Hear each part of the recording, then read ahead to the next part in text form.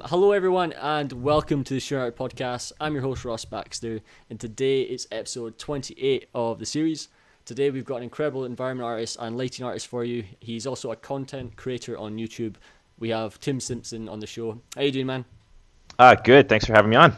Thank you so much for coming on. Really looking forward to this. It's going to be really cool. As always, everyone who's a guest on the podcast, I always make sure to include their links and artwork in the comment section below. And the great thing about Tim is he's skilled at so many different things, and he's also a great teacher on his channel. And I just want to quickly give a few shout outs for Tim because he's helped me a lot personally through his tutorials. So I highly recommend all of you. So every 1500, please go subscribe to Polygon Academy. Make the most of it while you can because I've learned so much from him. So make sure to go take advantage of it. You'll see it on the screen right now. And as always, I always include the artist's link in the comments below. And I assume you use, so it's Twitter. Do you use anything else? Yeah, Twitter, ArtStation. I have an Instagram. It's not super popping right now. That's just kind of like little small jabs of art content and stuff like that. But mainly, yeah, Twitter, ArtStation, YouTube. Awesome. So, everyone who's tuning in, make sure to go subscribe and make the most of it. So, if you're new to the Student Art Podcast, obviously I'm live every week as much as I can. Every week I try to bring on a new guest or two to talk about student education and really hear about the artist's thoughts on their opinion on student education and how to improve it. The podcast is live on 9 other platforms alongside YouTube. We're on Anchor, Apple Podcasts, Google Podcasts, Spotify, Breaker, Overcast, Pocket Cast, Radio Public, and finally Stitcher. So if you're tuning in, you can check out all these different platforms to listen to the podcast. As always, the main thing is you guys, the artists, so I highly recommend for you guys to share your art links in the comments below. Obviously, I'm not aware if you can do it on the smaller platforms, but the main one for me is YouTube. So make sure to include that in the comments section.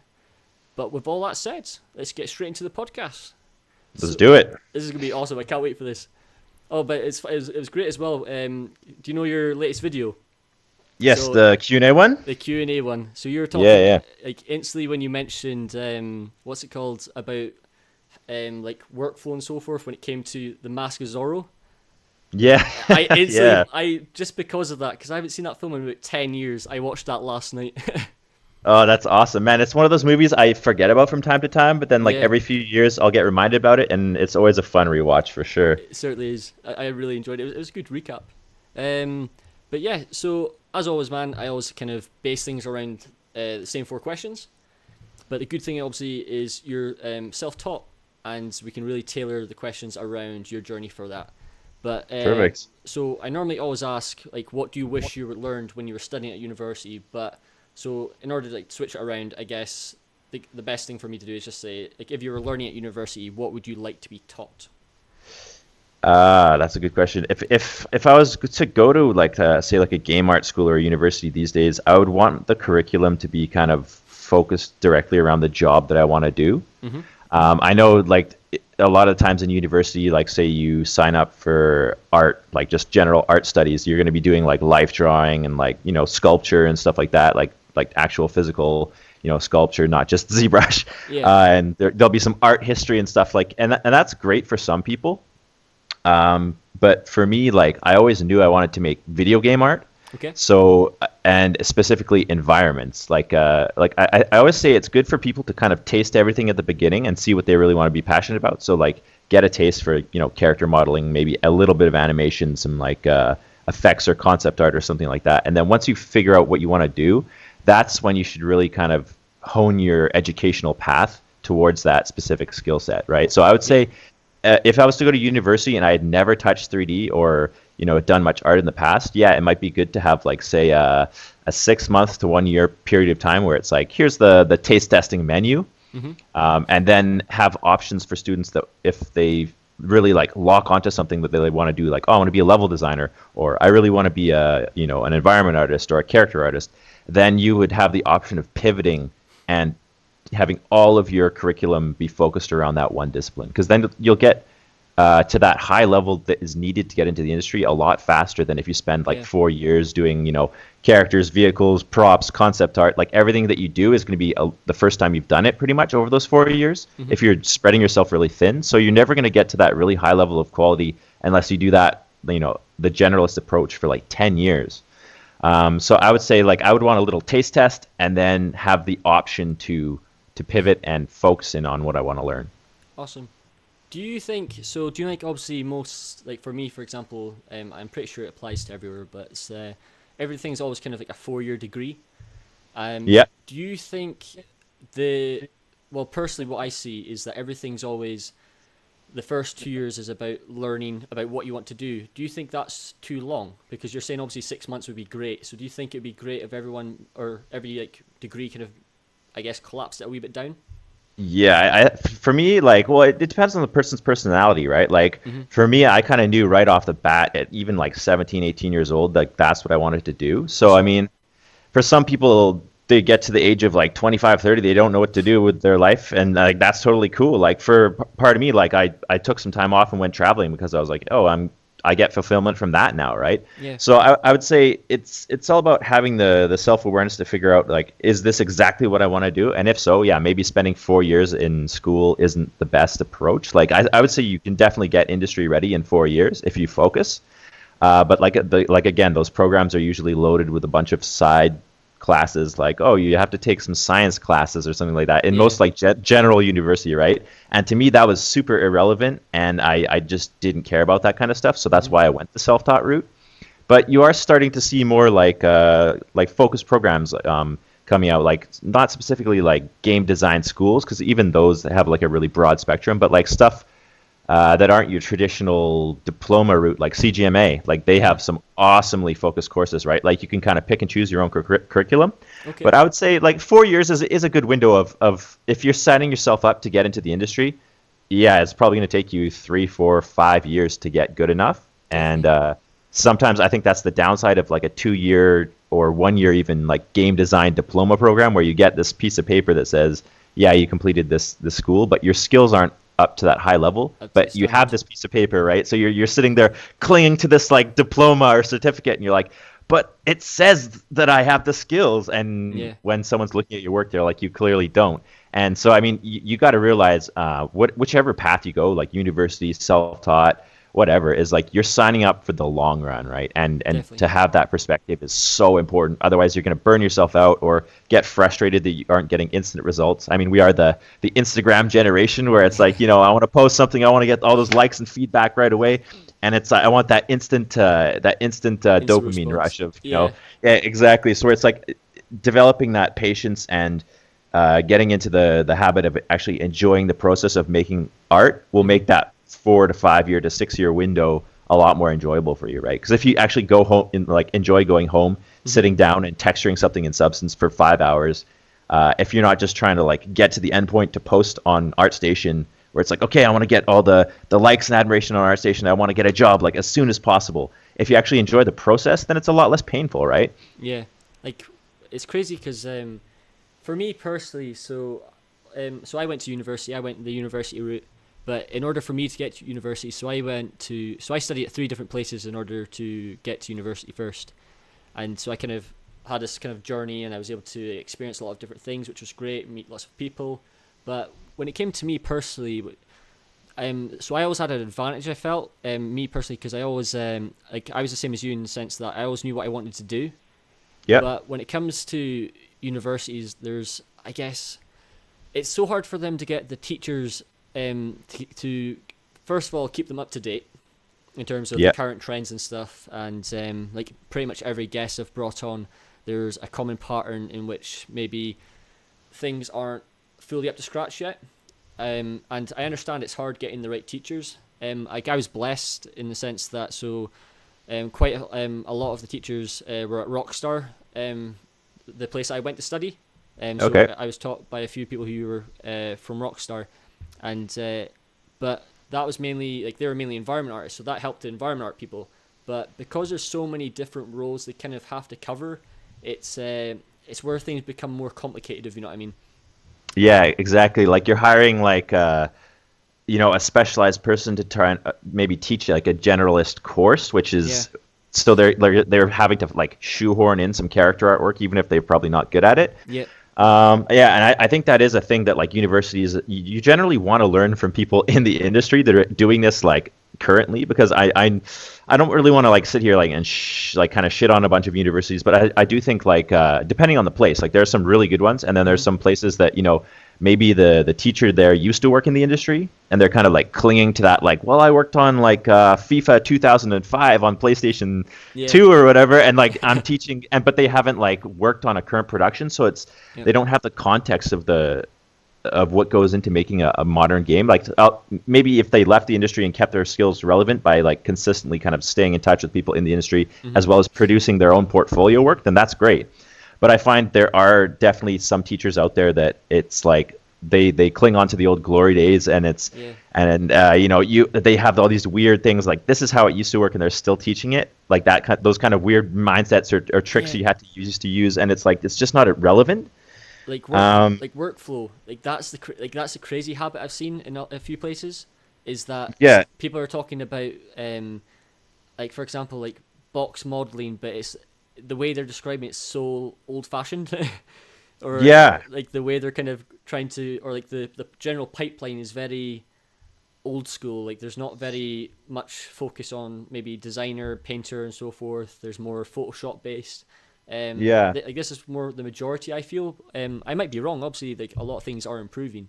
But that's obviously why I bring on the guests to hear your perspective. So like one thing that I actually saw on my trim sheet tutorial that I put out is Yeah. there was a bunch of comments of like this technique isn't being taught in school. Yeah. And I think it's actually on the flip side, it's like a more old school technique that you like back in the day of like, PS2, PS3, you had to use tiling textures and trim sheets for almost everything, Yeah. just because the texture budget was so low, right?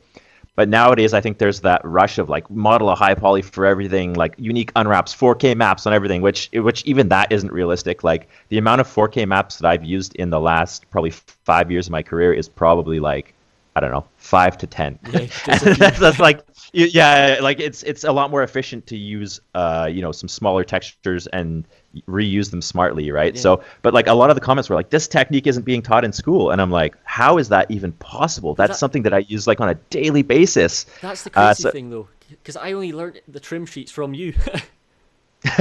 And see, I mean that's like on the other side of things is like a lot of the maybe like teachers in these art schools are really really good 3D artists, Yeah. but maybe they haven't had game industry experience, right? So they're going, maybe the school's hiring someone from a film background to teach like 3D skills, and so they have a really high level 3D skill set, but it's just not super relevant to what they're like the very niche job, like the niche job that they're trying to teach these students to do, right? So they're giving them this very broad spectrum of skills, which is great, but when it comes to like especially the technical side of things, it's the students are just like have so many questions because they haven't been taught by someone that can clearly demonstrate, okay, this is why we're doing this like this, and taking things like texture budget or draw calls into account.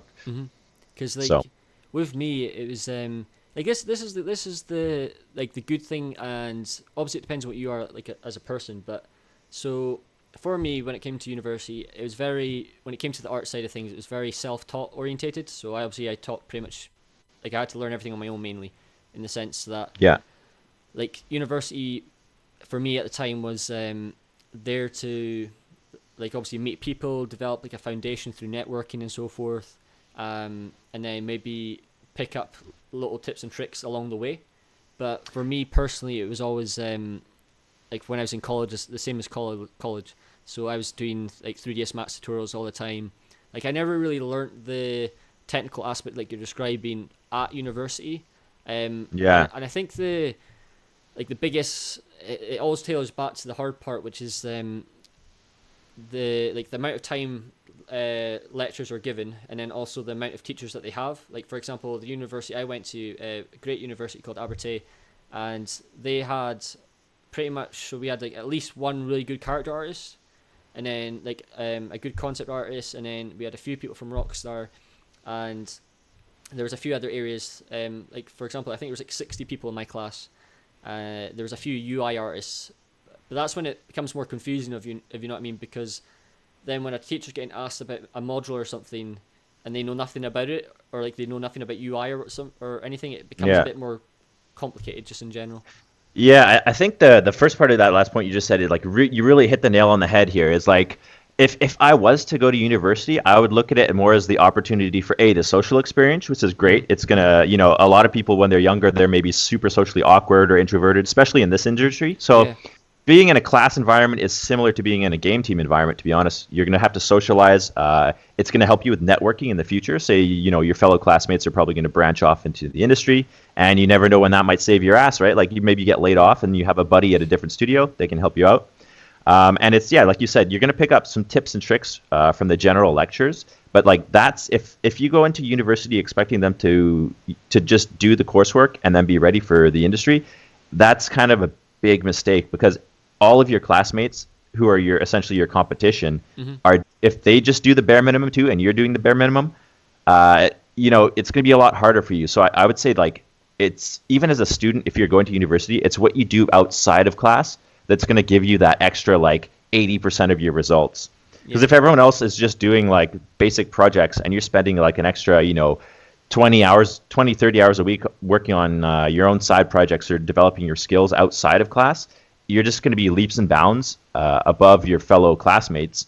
Yep. And in which case, the biggest, like, one of the biggest like quotes that everyone keeps rephrasing for me is like, your competition is already working in the industry. Like, you're not competing against your fellow students, you're competing against people that are already working at studios, because when a job opening opens up, the producer will come to someone on the team that's on the art team and say, hey, do you know anybody that would maybe want to make the jump from another studio where they're already working to the studio that that we're trying to poach people. So that's where they go to first, right? So you're having to compete against people at that level. Yeah. So I think a lot of students, they look at their fellow classmates and they might be like, ha, I'm better than all these people, like it's gonna be so easy for me. But then it's just like the jagged rocks of reality come in when they're competing against people that have been doing it for a while in the industry, right? Like for junior positions, it's students can definitely, they can rock it right out of school and get that. But that's usually the ones that have been looking at what kind of the quality bar is of like a current game and doing everything they can to get their work to that level, versus looking at their surrounding classmates and be like, oh man, I'm doing good compared to everyone else. Plus, if you're developing your skills to that high level and there's other people in your class struggling, I would definitely take any opportunity you can to pass on what you've learned and help those people, because that not only helps ingrain the workflow and the concepts into your own mind better, but you're actually beginning to develop leadership qualities right out the gate. And there are so many people in this industry that kind of like to hoard their techniques or think that they're going to be like irrelevant if they teach other people. Like, I'll hire myself out of my own job or something like that. And that couldn't be farther from the truth. Like, companies love to see people who love to document their workflow and teach people, because it shows leadership. And like, finding really good leaders in this industry is something that's kind of hard to do. There's a lot of people that like to just do art, right? And that's totally cool. But like, if you can start to step up even in like a student level and help your fellow classmates, you're not like sabotaging yourself. If anything, you're gonna shine, and that's really gonna help you. Like, that's the crazy thing as well, because like, so you mentioned a great point there, and the biggest mistake so many people make is this is the one thing I always like mentioning to lecturers, because I feel sorry for when students bring up all the time, is grades. And like, grades are so irrelevant in our industry. It's like, 1,000% irrelevant. It means nothing. It's like I know mentally when you're studying and stuff, you're like, I want to do great. I want to make the best impression. Like, I literally, like, I'm pretty sure you're exactly the same, and everyone who I bring on is like I worked myself to the bone, and for a grade that is irrelevant. So like, I got like so I worked to make sure it got all A's, and it now means nothing.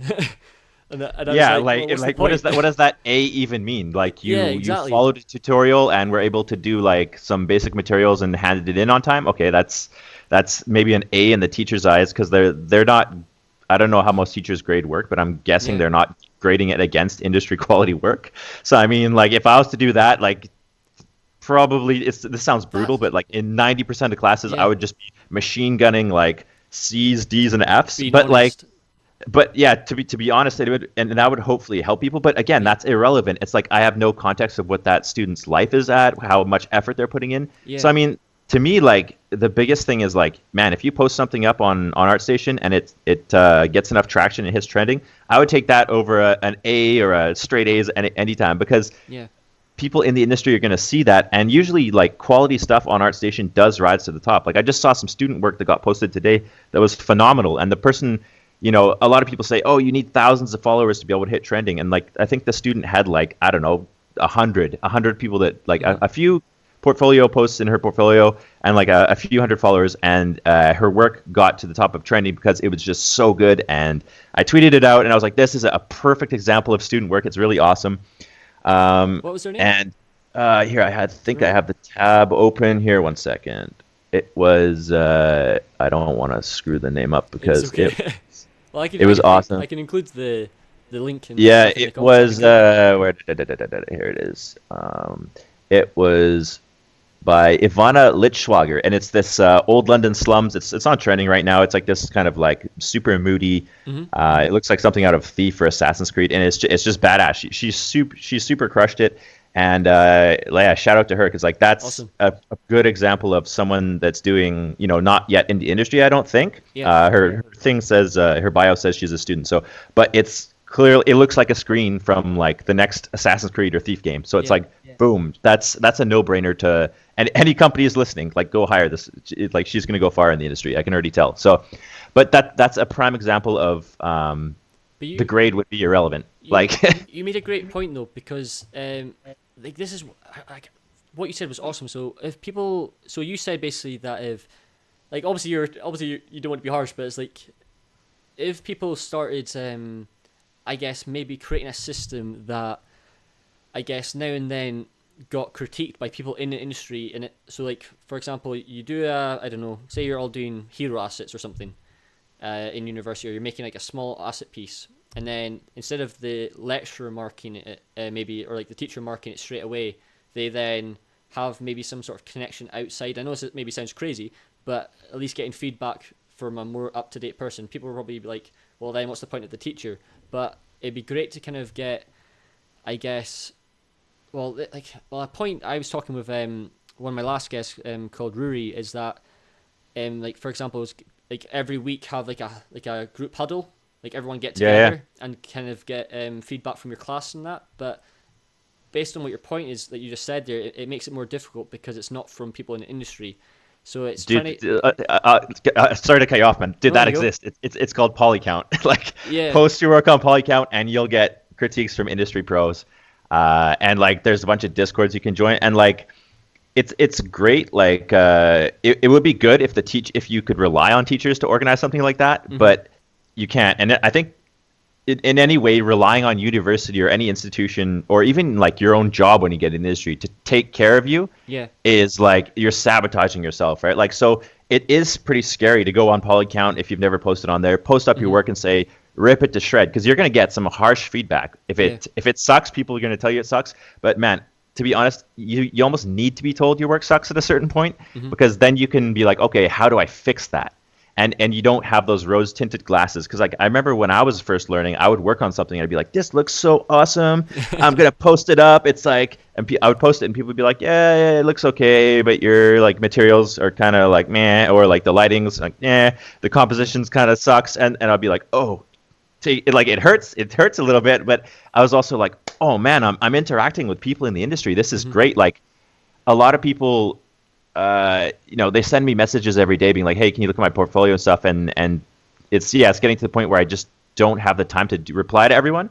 Yeah. But I mean, like I always read everyone's stuff, but I'm like, man, like just go to Polycount. There's 10 other of me like sitting like they're just waiting to reply to you, right? Like it's getting over that scariness is only going to help you, because I mean, what's going to happen the first day you're in a studio? You go into like an art review meeting and your work's going to be up on a giant TV screen in front of a team of like probably 20 artists, and people are going to be like, you're going to have to sit there and be like, oh, here's what I'm working on, and take feedback from the art director probably in front of everyone. So if posting online scares you, like you got to get over that hump right away, and taking that initiative of taking control of your own you're getting feedback for yourself rather than relying on a teacher to be like, hey, let's organize a group huddle. It's like, man, same thing, leadership, organize your own group huddles. And there's just so many resources online out there that teachers' feedback is good, especially if they know they can sit down with you and guide you and stuff like that. But being able to take written feedback or paint overs, because I mean that's a lot of the time what you're going to get from an art director is either verbal feedback, and they're going to let you go off and expect you to do those revisions and then come back at them. Yeah. And that's a huge thing, man. Like I see so many people post their work, get a bunch of feedback from pros on Polycount, and then not implement the feedback. And okay, it's just that's a big red flag of like, okay, this person doesn't want to reopen their max file. They're either too lazy or they're just done with the project. And I mean, we've all been there. Like you work on something for 100 hours and you're like, oh, I'm so done with this. But that last 20% of polish is going to give you your 80% of your results. It's called the 80-20 principle, right? So it's like, man, just tune your lighting, tune your materials. You've spent 100 hours on it, spend another 20, even if you don't want to reopen that max file or Unreal file. Because I mean, in the industry, like on Watch Dogs 2, I worked on like a 6-block radius for almost like a year and a half. Wow. So, right, okay. So do you think there was definitely time. days where I didn't want to open up the editor and like look at the same goddamn city blocks for like another 3 months, right? Like every project has its ups and downs. A year and a half. Yeah, exactly. Wow. If someone takes the time, especially an industry person, that their time is probably pretty valuable. Mm-hmm. If someone takes the time to give you the feedback, they're probably looking to see if you implemented that feedback, and if you do, they're probably like, oh hey, this could be my next little young Padawan learner. And if you don't, they're like, oh, okay, like I'm not replying to this person again. No, but like, so feedback. Well, you mentioned a good point on what's it called? Do you know when you did your video on how to break into the industry? Yeah. So you mentioned so when you were talking about your art test, and one of the things you actually did that got you positive feedback from the recruiters was that you like put like a document of saying what your strengths and weaknesses were. Yeah, and, exactly. A self-critique. And you broke down, and it kind of gave, I guess, them a good impression in the sense that you were very like critical of your work. And yeah, I mean, analytical. I think with every project, everyone they kind of know what needs to be improved. Like there's, I mean, you've probably been able to look at other people's art and be like, okay, well, my materials, the metals aren't as reflective as like they should be, or like, you know, the lighting kind of is super flat. And in the back of their mind, I think everyone kind of knows at least one or two things to their project that they could push further. And a lot of people are just like, it's done. I want to move on to the next thing. And I mean, I've done that with some of my own work too. Usually like with the ArtStation challenge, I probably could have pushed that a bit further, and I might one day go and like reopen that. Mm-hmm. But like there's always things like looking at it, I'm like, okay, some of the materials like don't read super well. Like I could go retune those. I could probably improve the lighting even more. It's just still, you know, small things like that, right? So it's like those, especially if you're a student, those little things in the back of your mind that you're thinking about your own work, please go and do them. Like it's self-awareness, right? And being able to do that and identify the flaws in your own work is huge. And then at that point, after you've done that, then post it up and be like, hey, I've also done a version 2.0. Could I get some more feedback? And it just shows that you're really dedicated to the task. Because I mean, at the end of the day, like if you're working in a game studio and you think something's done and your art director comes to you and says, oh, I think we need to push this a little bit further or change this, like you don't have an option to be like, no, I'm going to move on to the next area. Really, like they're telling you that's your job. Like, okay, reopen that max file, back into the model, the UVs, like, okay. And like, no one likes doing revisions. Like everyone wants to like think it's good and done, right? But like, I mean, that's just the reality of the game. Is like taking feedback. At the end. Yeah. Like so many people struggle. Like I kind of had a time when it was like that, in the sense that like I was similar to you when you said earlier that you used to be, I don't know, I made an awesome piece and stuff. I used to be very proud of it, but then you got your reality check, if you know what I mean. And people give you feedback, I mean, you should always be proud of what you're putting out, especially if it's like if you feel that like you're learning something and what you put out is like a good representation of your current skill set. Mm-hmm. That's great. Like that's why I say always post your work on ArtStation, even if like you're just like a student. And people are like, no, people are going to see this and think that I suck. But I'm like, if that's your current skill set, like there's no fronting and hiding it. So like at least have that track record. And over time, audit those pieces out of your portfolio, which is key, right? Like as your skill set improves, whatever you have posted on your ArtStation should be equivalent of where your current skills are at. Like you need to go and audit your portfolio. Axe old work. Like, if I was to be looking like for a new job or something like that, I would probably go and get rid of like some of my old SOCOM PS like 3 work. It's like it looks okay for like PS3, but like it's not a current representation of like where the industry's at even, right? I just leave it on there, especially for so when students look at my work, they can see the context of where I've came from. I think it's more beneficial to leave it up for them. But like if I was to be in the hardcore, like I need to get like a fat raise and a new job, Yeah, I I'll have to would change pare it my completely. portfolio down to like this is exactly what I'm really good at, and this is why I deserve the job and the all those fat stacks of Benjamins. Well, that's the thing. Like, there's so many. Like, for example, one of the guys who came on just a few weeks ago, he's doing like this new sort of portfolio review series. In the sense, so his name is Ruri. I mentioned earlier. It's called Review. So if everyone who's listening, basically what he's doing is that he's critiquing. It's pretty much exactly what Tim just said there in terms of identifying like what do you need on your portfolio, what do you not, and like it's obviously it's okay for Tim in the sense that so because you're obviously you've got your job, etc. So you're comfortable, but when it comes to I guess the students and stuff, this new series that he started, I actually submitted. So I submitted my work for him to critique my work, and he just went 100% honest.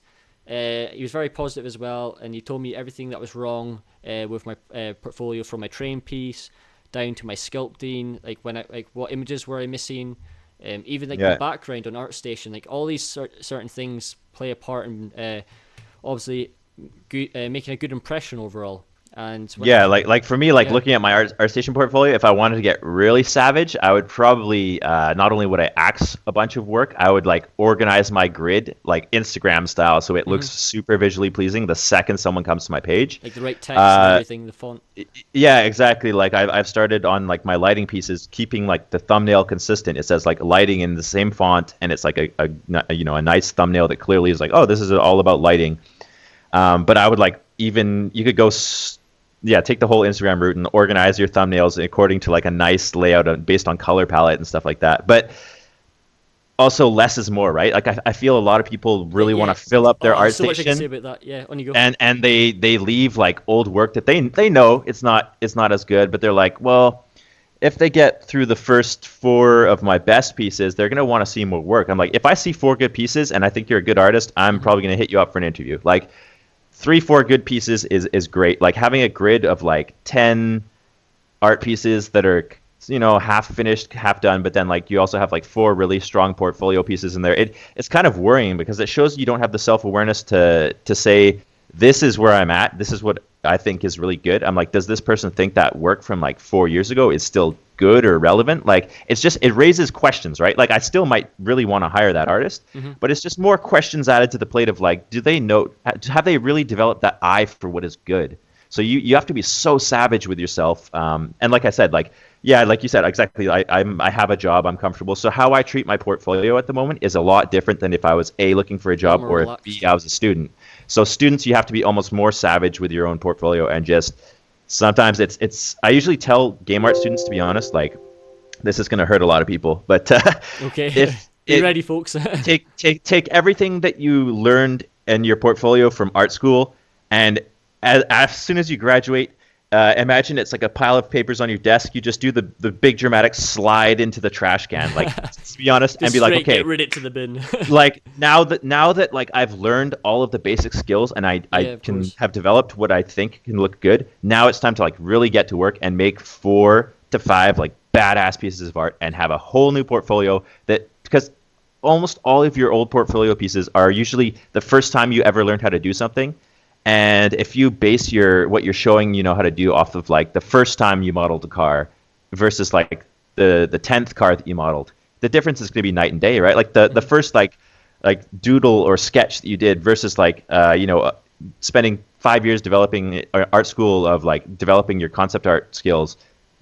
Obviously your new paintings are going to be way better. So why would you even show the first thing that you learned, right? That's smart That's with where what you you're start to showing. cut it, right? So post it when you're first doing it and first learning, like absolutely, because that's going to only start getting you used to using ArtStation, used to posting things, start building a following. Even with student level work, a lot of students can start building a following that's going to help them, down the road, right? When they start to really like, okay, here's my professional portfolio. That following that you've built up on ArtStation of like 300-400 fellow students, that's going to start smashing your new works into trending right away. Boom, there you go. Do you think, like speaking of like following and stuff, like what's your like a lot of people obviously say different things, but what's your thoughts on creating like a name for yourself when it comes to like a following? Like obviously there's so many different online platforms and stuff, and obviously like one of the main things that you always preach is just get your work out there. Like there's so many Yeah. different ways to obviously get a job, and you don't know who's going to maybe reach out to you, like whether it's through Instagram, whether it's through ArtStation, Polycount. There's so many different threads to take advantage of. What's your thoughts on kind of? Do you think I would it's say, important? to be honest, like I think it's as more like obviously the quality of your work is the most important thing. But like if you're just like I wrote a whole article about like if you just post your work to like your own little random like hosted portfolio site, like no one's ever going to see it, right? Like you have to operate like the age that we're living in, and it's a lot of people don't like the whole social media game, and it's overwhelming. There's like Instagram, Twitter, but like so do as much as you're comfortable with. But if you're not like engaging and trying to at least build your own personal brand and audience, like you're just only sabotaging yourself in the long run. Because like say you start doing, even as a student, you start building up a reputation and as being like a badass concept artist, you get your first job, but all of a sudden you're laid off. If you've already invested all this time into building a huge following on Instagram, ArtStation, you can put up a post that says, hey, I'm looking for freelance work. And if you have like 10,000 people following you from the last 5 years of investment of that time frame, That's like jobs. chances are within a week, boom, you have like a freelance job rather than having to start from zero, right? And it's just, you have to look at it as something you do over the long run. It's not like, oh, I have to quickly build up an Instagram. It's like, no, you just, you and find ways to really, like, I do this with all my content, is like, how many micro content pieces can I get out of this? So if I do a relighting scene, for example, boom, there's like 3 or 4 pieces of content for Instagram. I can change up a little bit of the content, put it on Twitter. I have an ArtStation post. If I was doing a portfolio piece of an entire environment, I would probably take that environment. Same thing. I would do like a little YouTube video on certain things about it. I would have the ArtStation, the Instagram, the Twitter post. You could take all those models you made, put them up on the Unreal Marketplace. So there's a purpose to every project you could do, that you're doing one thing, but by just putting in like an extra 10, 20% little effort in documenting and creating media around it, that's how you build your following. So like you're still devoting 99% of your time to the actual art and production of it, but just document it along the way. It's exactly what Gary Vee is always talking about. He's like, document, don't create. But I kind of put the flip on that and say, like, document what you're creating, especially as an artist, because like doing it doesn't take much time to like take a few screenshots, boom, put them up on Instagram. That takes like, I don't know, 10 minutes.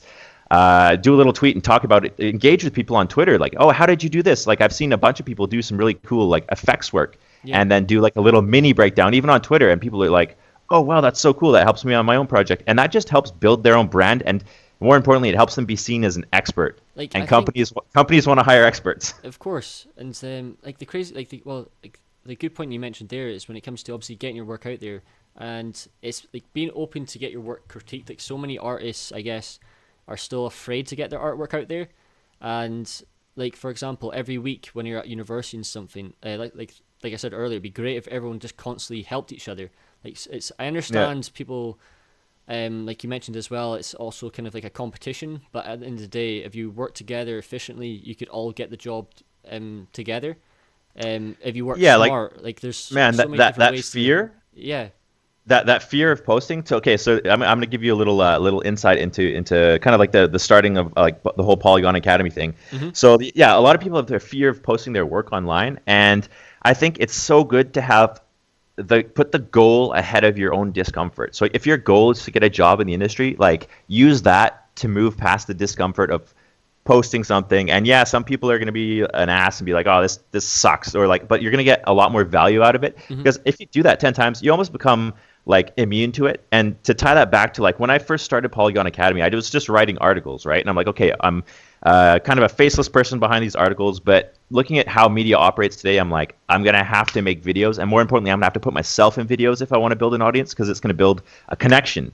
Like, it's great to see like a screen recorded of a tutorial, but like that's why I made the conscious decision to put my face in front of the camera, so people have someone to identify that with. But as an introvert and someone who's like, I've got like my own social anxieties and stuff like that, that was so terrifying. Like, to be honest, one of my biggest thoughts was going to be like someone typing like, who's this bald ginger redheaded asshole giving advice like something. No, like, but like that was literally my fear. But as soon as I was like, you know what, I got to start building an audience. It's my own mantra. Yeah, I I put completely that understand. and the mission ahead of like my own discomfort.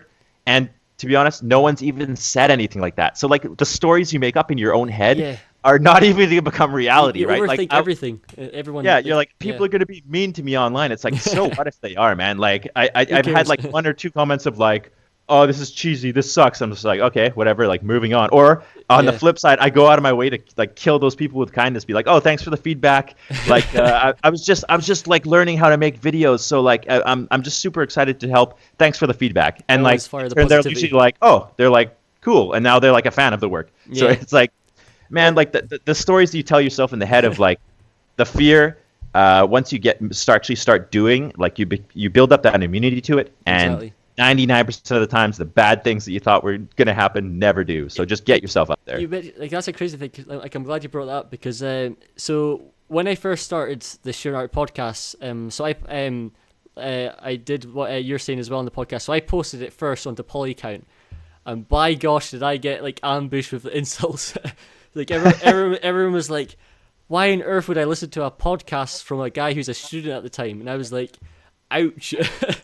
And then I just kept posting. I just said thanks and so forth, making sure that I kept everything positive and stuff. And then tried to make sure that I was getting the correct context around so they understood why I was doing it. And Yeah, like exactly. I've always ignored. I wouldn't say ignore, but when it comes like, I guess that the great thing about feedback, and it's a similar thing what we're talking about art, like in the previous discussions, is that you have to realize that you're going into an industry in which it's not your art, like you don't own it. So just instantly, it's so hard for a lot of artists to learn. But once you learn how to just take feedback, like we're discussing, it's like your stress is gone because you've realized that things just run more smooth when you be able to accept criticism. Well, it's not necessarily criticism; it's just being Yeah. truthful. If you know what I mean. It's you kind of hit it on the head there. You saw where you're like, it's not your art. Like in a way it is, but in a way like I consider myself an artist, but Mm-hmm. first and foremost, I'm a production artist. And Definitely. there's two words there. I'm producing art for a game studio, and for the players to enjoy. So yeah, I get to put my own like little spin on things, but at the end of the day, I'm building things for a purpose for a game. And like a lot of the time, sometimes like an art director will be like, no, change it to be like this, and you're like, well, I don't want to do it like that. I don't think that looks as good. Yep. But like they have an overarching vision for what you're building. So as an artist, it's easy to get your little horse blinders on Yeah. and not see things especially in the context of the game. So yeah, I'm a production artist. People are going to tell me when they want it done and how they want it done, and it's up to me to, like I said, enjoy the process. Because if I actually just enjoy the process of producing the art, even if the end result isn't like a little bit different than something I would have rather worked on or changed, yeah, it's all good because I actually enjoy sitting there for 8 hours a day, working in Substance, doing the lighting and stuff like that. So it's even if you're, to be honest, if you're working in the game industry for a few years, you're going to be assigned to a level or an asset that you actually aren't that passionate about. Mm-hmm. So you have to be like, I'm a production artist, and I'm not this like little special little flower in my little tower, like doing Picasso drawings when they're like, we're clearly doing like a completely different art style, right? So it's you got to have that give and take, There's a and balance between the two. yeah, Yeah. at the end of the day, like implementing feedback that you don't necessarily agree with based on someone's like either maybe it's a more experienced artist or it's an art director. Sometimes you got to do things that you don't agree with, and then as a student, like sometimes it's okay to disagree with feedback Mm-hmm. and develop that. Oh, I'm going to take this 3 pieces of feedback and leave this one on the floor. That's totally cool. But like the main thing is learning how to interpret that and like run with that. Yeah. So Because like with feedback, I think like I'd be interested to hear what you say about this. So one point I've always brought up when it comes to feedback is, like for example, when you create a piece of art and like I tend to be very open to like I tend to like share it with like everyone. I don't necessarily think about who's looking at it because I know that these people like even if you're not an artist that they can still have like an insight to maybe see the mistakes if that makes sense. yeah, So exactly. They're going to spot things you didn't think of or yeah, missed for sure. because like I tend to ask my dad. For example, if I'm like when I was creating I created this train piece. I was like, Dad, is there anything you noticed that just by first glance looks wrong to you, and he was like the scale was wrong. Like he could notice a few like scale problems, and I was like, oh, Yeah. awesome. And because I was working on it for ages, I lost sight of the obvious. Exactly. Sometimes like it's even good to like step away from your own personal project for like Yeah. maybe a week. That's why I love taking vacation, go travel and stuff like that. Usually when you come back, like you can reopen things and have that completely fresh perspective on it because like you haven't been looking at it for 8 hours a day. Oh, you've So brought the something I want to scale talk about. instantly jumps out in your mind and you're like, Oh, oh shit, exactly. those pipes are actually way too big compared to a human. Like, but Yeah. in the if you're working on it for like 2 weeks and you're like, oh, okay, it looks good, isn't the engine, whatever. I don't want to change it. A This lot of time it does come down to I don't want to change it. Like, No, I know what you mean. No, but you mentioned something there that I've actually never talked about in the podcast. That'd actually be pretty cool. Like, so the one thing about like obviously art and stuff is that a lot of artists naturally are like indoor people, and I do yeah, I have mentioned it briefly on Jacob's podcast, and but it's like so many people need to start like just going out more and doing more things and exploring things. Like you said about like going on holiday, like there's nothing better for like for example just even becoming a better artist than going on holiday. Like you're instantly like surrounded by new things. yeah. Everything's new, fresh, and stuff. And then, like one of the main things I like to preach, I know not necessarily everybody likes it, but I'm a big advocate for sport. Like I love working out and doing anything sport related. Like it'd be great if more people, like I know this sounds so cringy, but imagine like there was like a more like healthy like system applied to education. Like there was actually like time to talk about breaks, time to talk about sport, like getting artists involved in actually doing stuff outdoors instead of just doing it all on the computer. Oh, for sure. I mean, like, I think I'll probably make some videos like that in the future. Actually, I've kind of had it in the back of my mind for a while. But like, Like long fitness story and stuff. short, yeah, exactly. Like everyone's always commenting on my videos, like, oh, you're going to the gym, you're a fellow swole bro, and I'm like, yeah, I love going to the gym. Same. But like more importantly, if you're sitting at a computer, like a lot of people's in the industry that I work with, not to Hmm. put people on blast or whatever, but like including myself, the posture is atrocious. Like I Yeah. look at like my shoulders are super rounded, like I'm slumped over. Like even some people called me out in my video comments, like, "Oh, dude, your monitors are way too low." So I went and got monitor stands. Right. Um, like I have them at work, so it's not like a 24/7 my neck's cranked down, but like Hmm. even simple things like yeah, get up and like walk around the studio every hour and just make sure that you're sitting down is so destructive to your body Yeah. in the long run that I mean a lot of like people in this industry they like sit at a computer all day and then they go home and sit on the couch and play video games and like Yeah. that's cool, like that's your hobbies, but you have to or like and people's nutrition is usually horrible, right? Like the amount Yeah. of like Oh, it's bowl crazy. noodles and Mr. Noodles I've sat like this is a quick thing, like I'm working, I want to go to I'll just grab McDonald's on the way home, and it's like it takes its toll, man. Like Adds up. but for vacation, yeah, man, I find anytime that I go more than 6 months without actually taking some time off work or Hmm. something like that, I can start to feel the symptoms of burnout kicking in. Do you take the And weekend off? it depends. Like nowadays, the weekends, like yeah, I usually take the weekends off, or I'll have one day where I'll do some Polygon Academy stuff or Okay. sit around playing video games. But it's that self-awareness of like I don't feel the need to do it all the time. Okay. And a lot of students I think are like, if I'm not working every hour on 3D, I'm gonna suck and I'm not gonna get the job. But like then they burn themselves out like 2 years into their journey, and they're like, I actually hate 3D But because that's the issue though. Like it's so preached. I think like I don't know. Like I think so much things are preached in a fashion that like I understand. Like I'm a big advocate for I completely respect people who really work hard and stuff. But like there's so many people who like I'm pretty sure you were the same as me. But, like so when I was in university, like no joke, I could easily average 16 hours a day of just non-stop art, and it was such a wrong pipeline or wrong way to work. Like it wasn't smart, it wasn't healthy. The one big shock that I told everyone on the podcast is that I almost dropped like 3.5 stone. yeah, Like I went from like 13 stone to like 9 stone 8. So like just and that was in a short period of time. And I've done sport my whole life, but I think because of art, I gave it up. And I personally think it's all these things that you do outside, like such as your sport, such as your spending time with family, that makes you better as an artist personally. 100%. Like having a somewhat balanced lifestyle is only gonna give you more energy when you're doing your art because you're not Yeah. gonna sit there and just be like, oh, I'm tired of working on this. Like but it's also you're gonna have more energy during your day because you're at least somewhat physically active. Hopefully your nutrition's like decent, right? Like the thing like you food. probably lost a bunch of weight because you probably stopped working out and you probably were eating a lot less calories than I literally you stopped should have eating, been, man. right? It So you was drop all crazy. kinds of weight. Yeah, like there's so many things that I think, like, I understand everyone always says, like, yeah, obviously you have to work hard and stuff. Like, you do. Like, it's not an easy industry, but at the end of the day, it's like your health's more important than your art.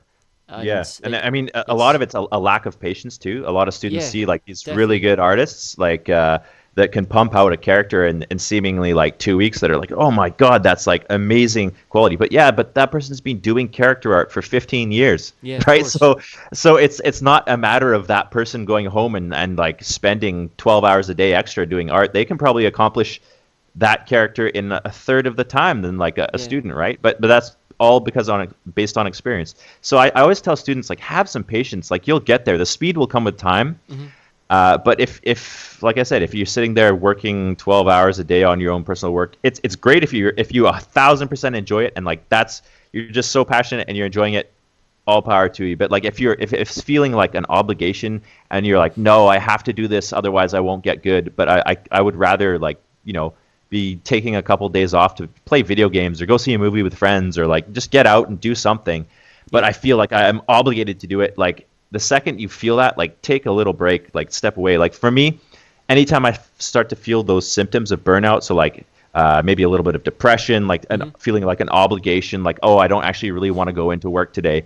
I make a conscious decision, like it's time for a vacation. Like I would much rather sacrifice a week or two of no computer time and like no, doing art to really refresh myself because it's like those are like big warning signs.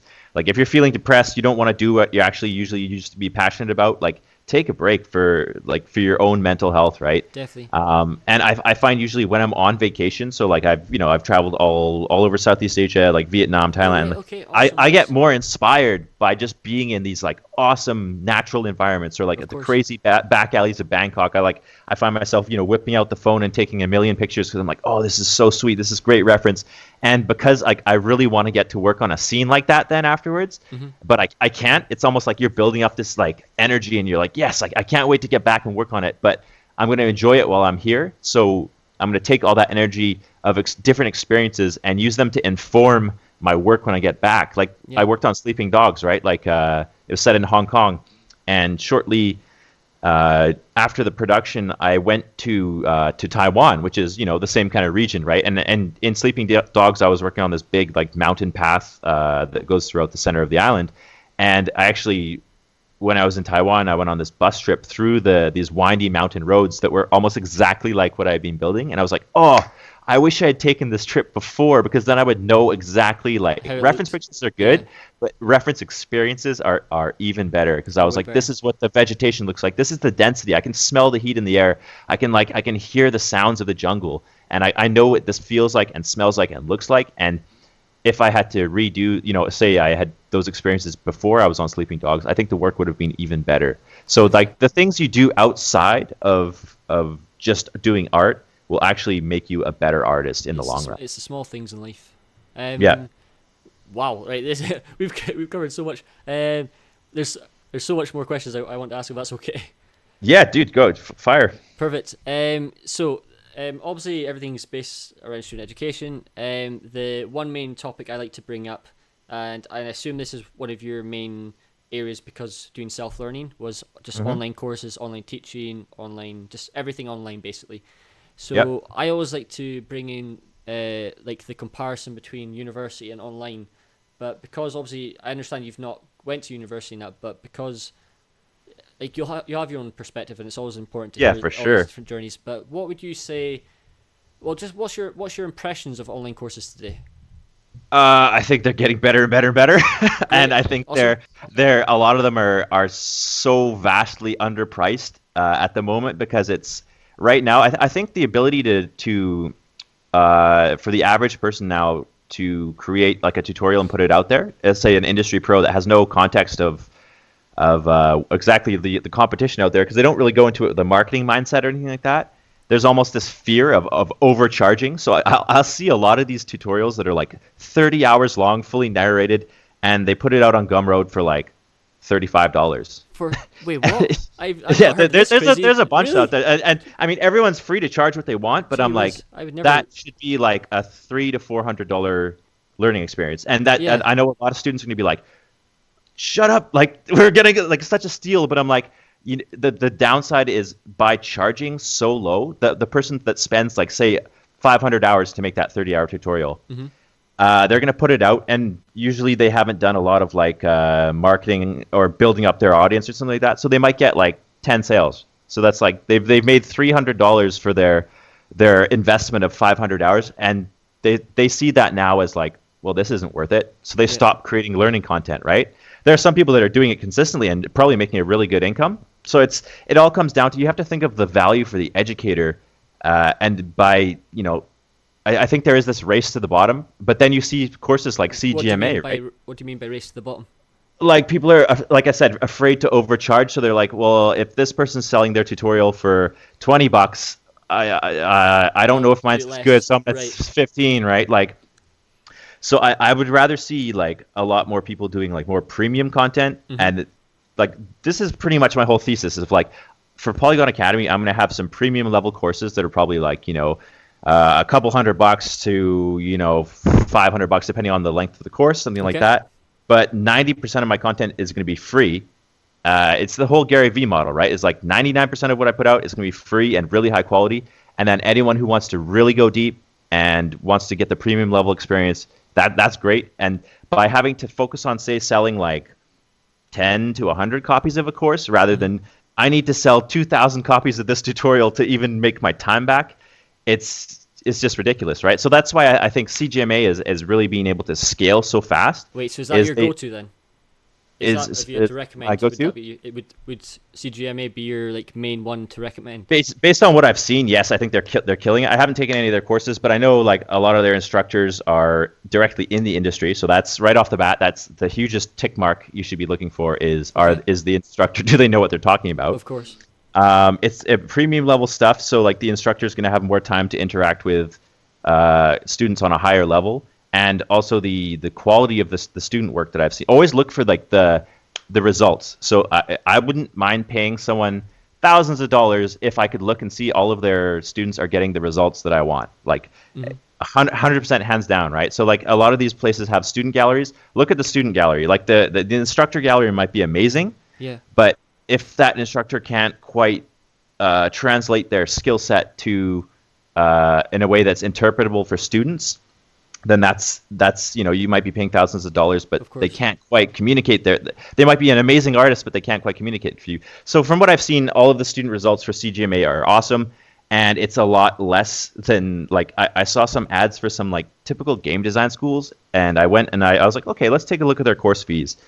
And it's like $40,000 for 1 year, and that's I was just like, you would never pay that. Crickets, like, but so many people do, right? And I looked at the student galleries and I was like, it's okay, but if I was to pay $40,000 for anything, like that's part of the reason why I didn't want to go to university, is like I didn't want to have student debt, right? So if I could be working at like McDonald's or Subway, save up a couple $1,000s and take a CGMA course that's going to get me out of my Subway job and get me to a level that's like I can get a junior artist job for like $30,000, $40,000, $50,000 a year starting salary, then that $2,000 to $3,000 investment it's like a no-brainer, right? Like you're literally 10xing your money. So, but that's another thing, is like money is such a like it's a touchy subject, right? For a lot. It's such a like, obviously, like you said there about like pricing your courses, but that's a scary one, because like there's some people or some places that are more fortunate than others. So I live in Scotland,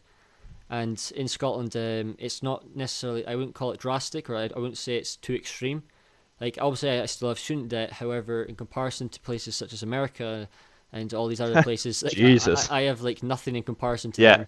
But, like then you have your career going and you're still paying down the student loans, right? So so for me, like I think that as the ability to sell, for individuals to sell their own courses and stuff, not necessarily with like a degree or certification, like the quality of the tutorials that I've seen already are really, really good.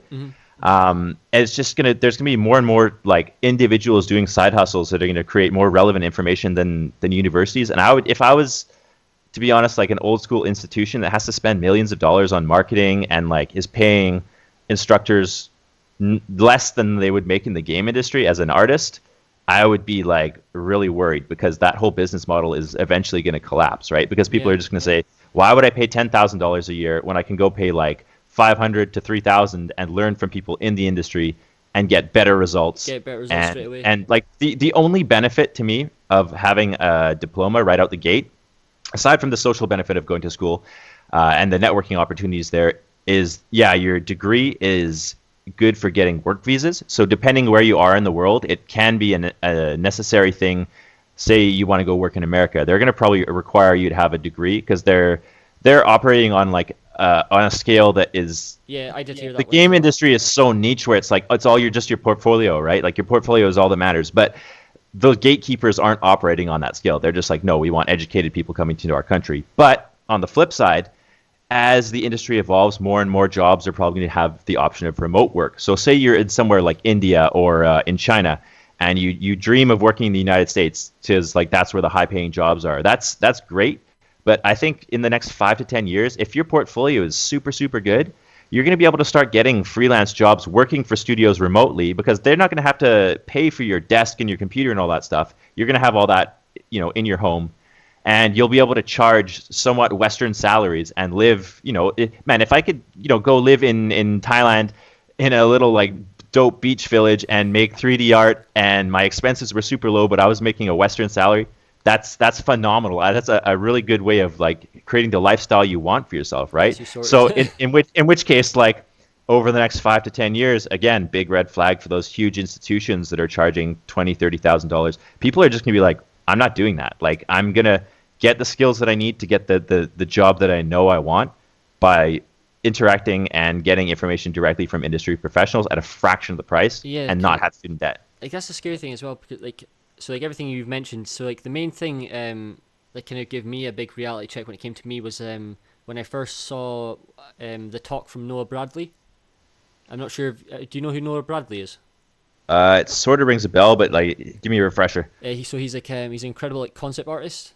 Mm-hmm. And basically, Noah Bradley was talking about the education system in America, and I would say he was kind of talking about, like, he was pretty much saying like all the everything wrong with it basically, and he was really trying to talk or like bring more focus towards like online courses and pretty much everything that you've been bringing up, and really trying to get things, how could I say it, just a lot cheaper. Like, everything's so expensive, and when it comes to artists in general, or the industry in general, it takes time to get in, and like obviously you're going to need as much money as you possibly can depending on where you live. Like, for example, like one of the main things I always bring up is like, for example, my main passion would one day eventually move to London. But I understand, super expensive city. Exactly. So I mean, I know, yeah, exactly, and it's a scary sort of, like, obviously you'd want to live that dream, you want to do the art that you want to make, but when you're already in so much debt because of finishing university or whatever, you can't really like risk it, if you know what I mean. And like, I'm very, like, I'm one of those people that I like to encourage people to like take a leap and give it a chance, but some things you just can't risk it because you don't have a clue what to expect, if you know what I mean. I mean, I think that's when it really comes down to it. That's like another incentive for people to start their own side hustle of teaching, especially people in the industry, because I mean, a lot of people, like my best friend, I think he's still paying off his student loan. So we're like, we did like the same job for the longest time, at the same level, and he went to art school, I didn't, and he was still paying off his student loans, I think, like last year. So and he hated it, right? Gee, but a big incentive for him to start his side hustle was, like, I want this extra like side income or passive income that's going to like supplement my income. So I mean, if you're working in the game industry and you can create like an online course that's like, you might invest 100 or 200 hours recording and editing it, but then you can sell it as like a passive income stream.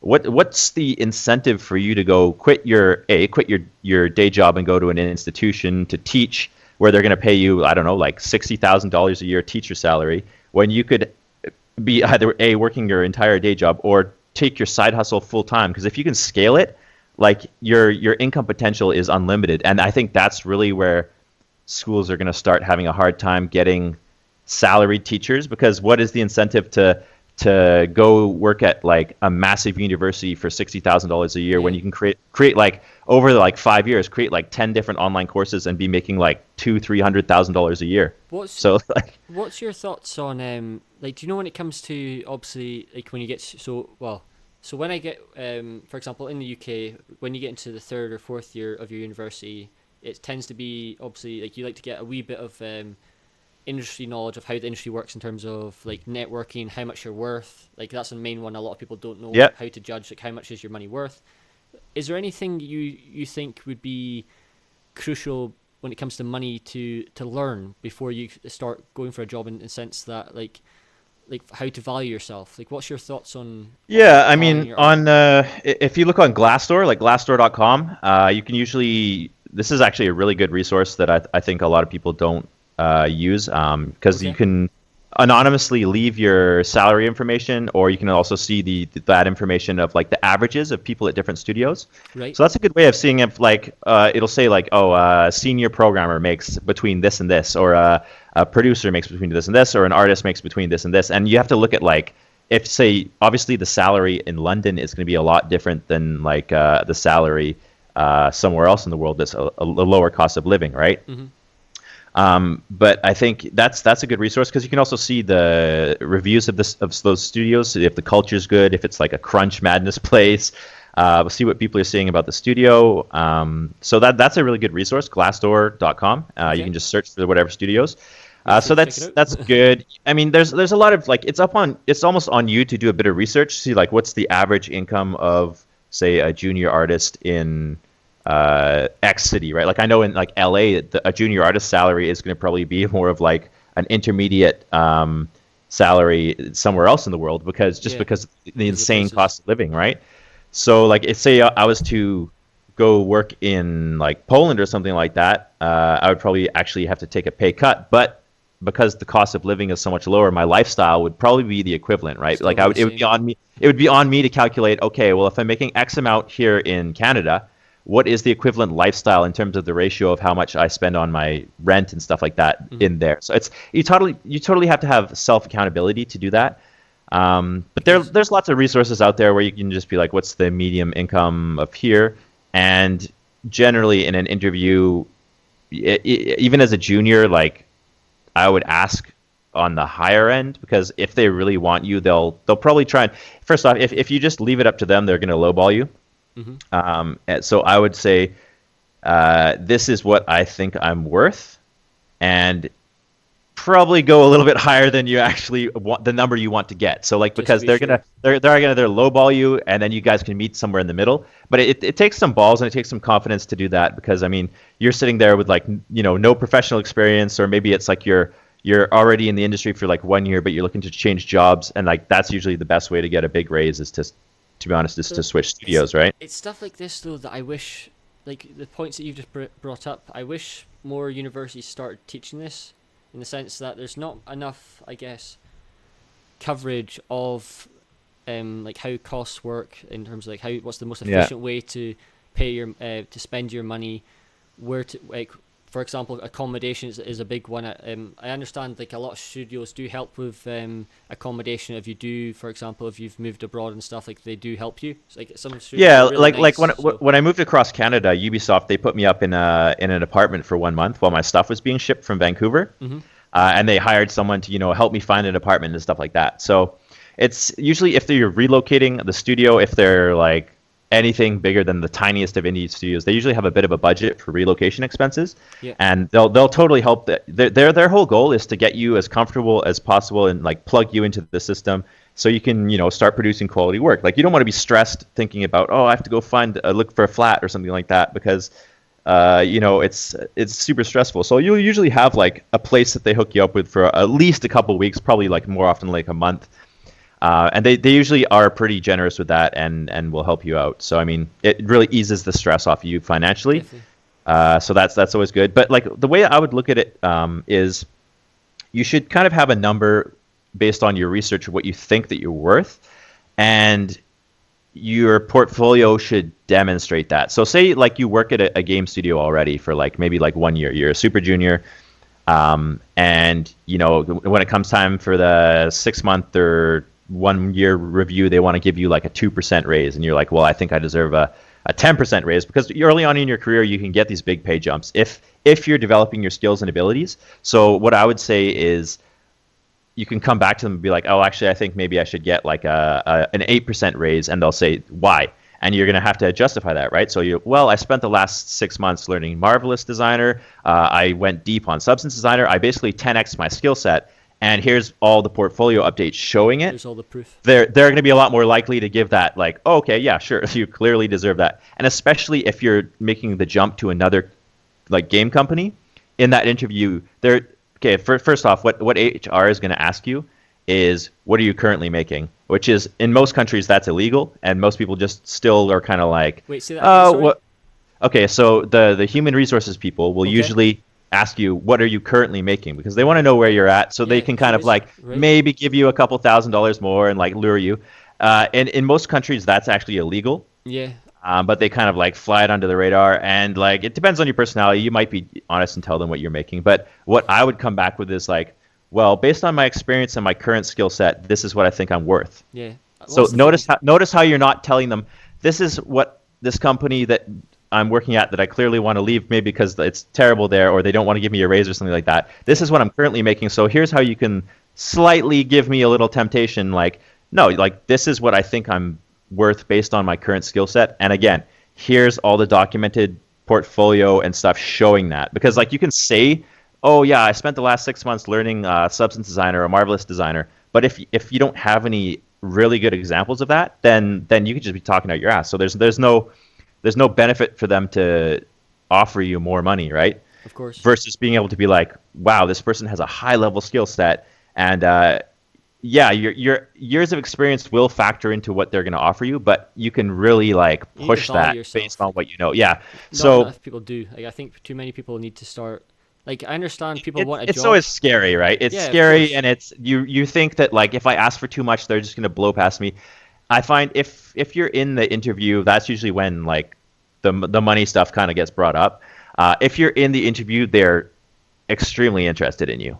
Mm-hmm. Take it as that, and walk in with that confidence of like, they are extremely interested in me, because like they might have other applicants, but you don't know what everyone else is asking for. Like, everyone's very cagey usually about their salary and stuff like that. So I mean, just go for what you want, and if you can get what you want, you're gonna be a lot happier. It's in your best interest not to, like I said, don't go for the race to the bottom and undercut yourself. Yeah. And it's in their best interests to make you happy, because then you're gonna want to stay with them like a long term, and you're gonna want to develop your skill sets there and bring more to the table for them. So it's win-win, right? Like, that's how you have to look at it, is like, how can we make this win-win? And that's when having a really good portfolio and interviewing at multiple studios at the same time gives you some really good leverage, because then they know that other studios probably want you, and there's probably like, instead of taking a week to reply to you because they're like, this person has no options, like we can get back to them, then they're like, oh, you have an interview at X studio next week, like we're going to try and get you an offer by the end of the day tomorrow, because we don't even want you to take that interview because we want you so badly. And that's what having a really good portfolio will get you, those kind of situations. So, and a lot of people will be like, I don't want to set up multiple interviews because then like I might shoot myself in the foot. It's because they're looking at it as like they think of it how they would perceive it as a person, versus they don't have the business or the mindset of a company.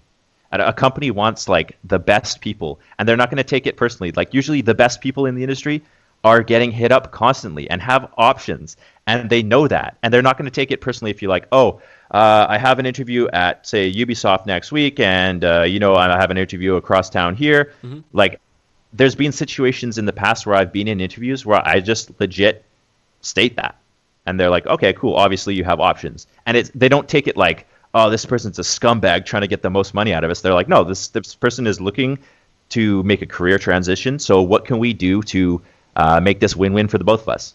And that's how I even state it to them, is like, let's make this win-win, because at the end of the day, if I join a studio and I feel like maybe they shortchanged me, or this or this, like, that person's probably going to be like looking for a job somewhere else 6 months in, because, and I mean, financial motivation isn't the only thing, right? Like, I would maybe take less of a pay cut if the work-life balance was good, if there was other benefits, if there was extra time off. So it's this big thing. You got to figure out what you want for yourself. Some people are like, I want the biggest salary as possible, and I want to work.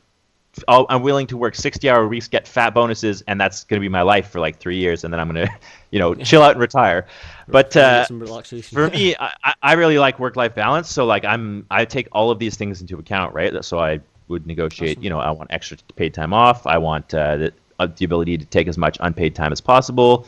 Blah blah blah blah blah. So it's this big thing of figuring out what you want for yourself, knowing your value, and then just asking for. Don't be afraid to ask for it. Thanks for saying that, because like I've always wanted to have a podcast in which I could really go into depth about the money aspect, or at least get more of an insight or provide students with more of an insight towards it, because I understand it's very daunting at times for a lot of artists. And no, but thank you so much for everything you've said. It's like, I've learned a tremendous amount. So because the one thing I've always when it comes to podcasts, I like to let the guests talk, because it gets everything out, and I prefer, like, you're awesome there, so thank you so much for doing all this. My pleasure, man. But yeah, if you have anything else you want to bring up, I think we've covered a ton of it. Dude, we covered a gamut. I think that's probably pretty good. I mean, anyone sitting here is probably going to already forget what we talked about in the beginning. But I mean, mind will be fried right now. That's always good though, because you can do a re-listen and maybe add like timestamps or something to the video. Exactly.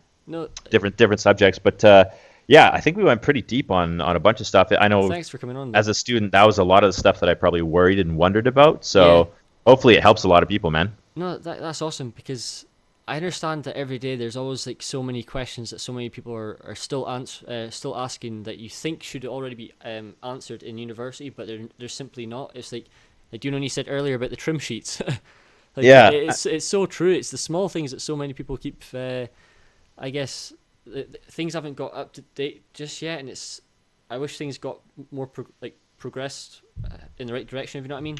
Yeah, and like I said, I think as more and more people start up their side hustles of teaching, and I think maybe some people doing that or looking to make tutorials might be thinking like, oh, it's already getting really saturated. Like there's so much competition. Like I have to, like it's too scary, or there's too much competition, or I'm not gonna like. For me, you would think that as if I'm developing like paid tutorials in the future, I wouldn't want to recommend CGMA because they're the competition, but if my personal brand is getting people the best information as possible that's relevant to what they want to do, it's only going to help me to recommend things that are going to help people, even if it doesn't put like extra dollars in my pocket, because in the long run, that is, like I said, you want to be seen as an expert. And then if I can help like, a couple thousand people, like I'll probably be good for the rest of my life. So it's all good. Well, that's the thing as well. Like, so the one thing I've always tried to make sure that I always do is share everyone who I think has been helpful.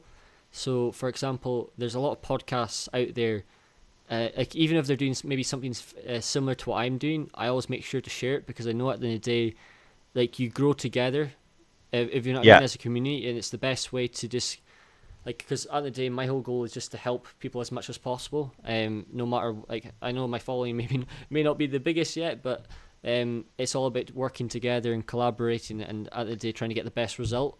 Yeah, like if you can provide value to people, then you're on the right track. Like exactly. The people are going to follow you. People are going to like what you're doing there. It clearly shows you're passionate what you're doing. So like it's what's his name? Gary Vee. He always talks about like the 51-49. He's like, if I can give someone 51% of the value in like a business transaction or an interaction and just do that at scale, like he's like, I'm good. Because I know like I'm never going to hurt for money. I'm never going to hurt for friends. Like I'm always just giving, right? And like if do that with like a couple hundred people, you're set. Like you're good. Yeah. So no, that's awesome.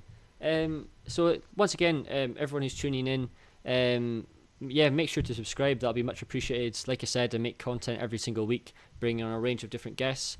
We've got a great guest as well coming on next week. We've got I hope I pronounce your name. It says Ognian. He's worked at Ubisoft and many other studios. I love that guy's work. It's awesome. I can't wait as well. It's he's made a Harry Potter Dumbledore piece that I'm like super iconic. I see it all the time. It's badass. I'm obsessed with Harry Potter. But everyone who's listening, also once again, just a reminder: make sure to go subscribe to Polygon Academy. Make the most of it. Tim, as you can see, just by today's podcast, so much knowledge. So much useful information to take advantage of. So make sure to go subscribe to him. Don't forget to subscribe to me, that'd be much appreciated. Leave a like if you enjoyed today's video, and once again, if you want to share your art links, so I can give you a shout out and share your artwork across my social media platforms, include it in the comment section below on YouTube. Select the notification bell if you want to be notified every single week. And thanks again, once again, Tim, for coming on. And Oh, my pleasure, man. It was a blast. till next time, we'll see you later, guys. Bye for now.